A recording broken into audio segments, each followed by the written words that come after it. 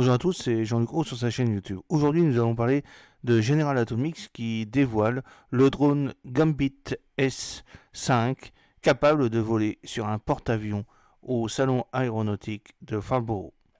À l'occasion du Salon aéronautique international de Farnborough qui a débuté le 22 juillet 2024, General Atomics a dévoilé un nouveau membre de sa famille de drones Gambit, le Gambit 5, conçu pour opérer à partir de porte-avions.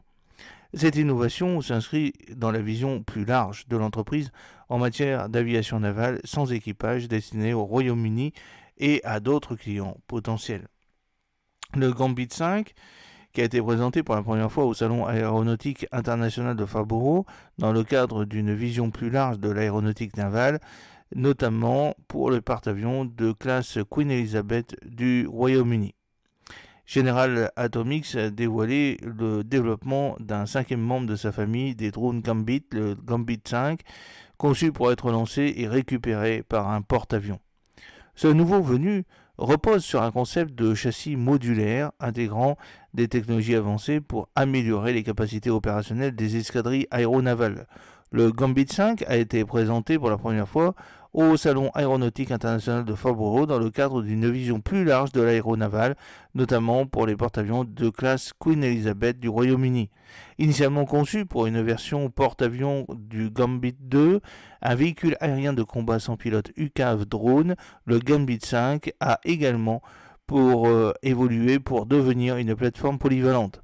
Selon C. Mark Buckley, qui est porte-parole de General Atomics, le Gambit 5 peut être adapté à diverses missions, notamment le renseignement, la surveillance et la reconnaissance ISR, au-delà de la simple livraison d'armes.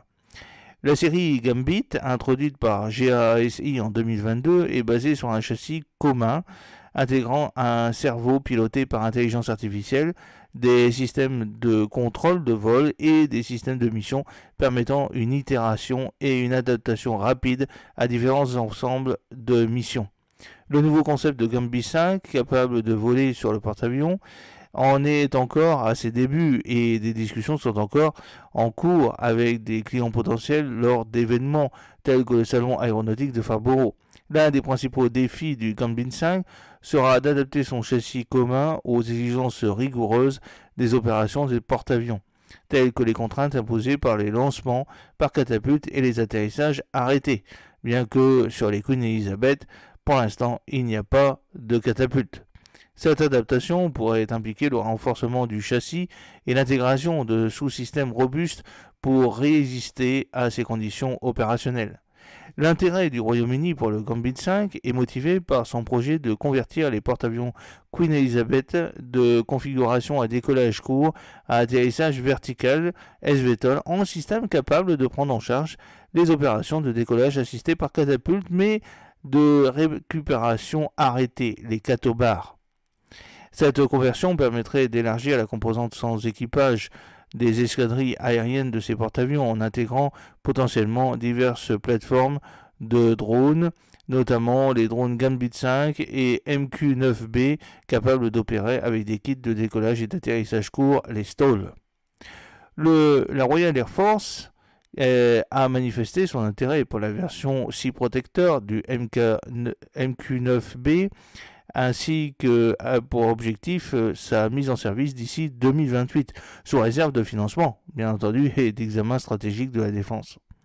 Ce développement fait suite aux différents tests de drones à bord du porte-avions de classe Queen Elizabeth, notamment le Mojave de General Atomics, optimisé pour les décollages et atterrissages courts.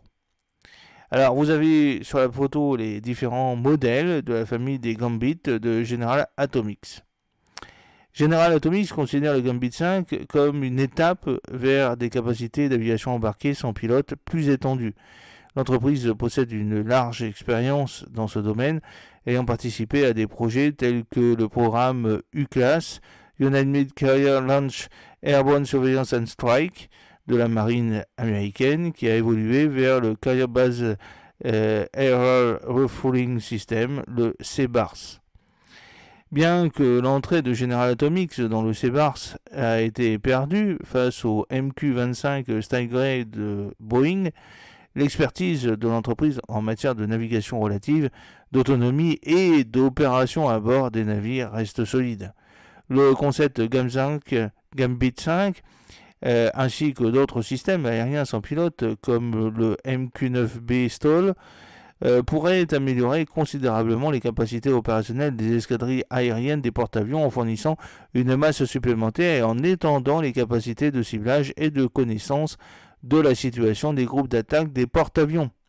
Cela correspond à la vision de l'US Navy, et oui, qui prévoit que jusqu'à 60% de ces escadrilles aériennes correspondront à terme à des drones, y compris des avions de combat collaboratifs hautement autonomes et à faible coût, les CCA.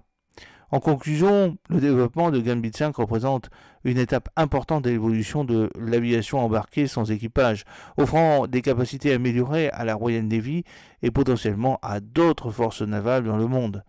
Cette nouvelle plateforme est le fruit de plus de 15 années de recherche et de développement dédiées par General Atomics, promettant des avancées rapides dans la technologie de l'aviation navale. J'espère que cette petite vidéo vous a plu. N'oubliez pas de cliquer sur le pouce pour la promouvoir, de vous abonner si ce n'est pas encore fait, et de partager cette vidéo sur vos réseaux sociaux. A très bientôt, fidèlement, Jean-Luc O.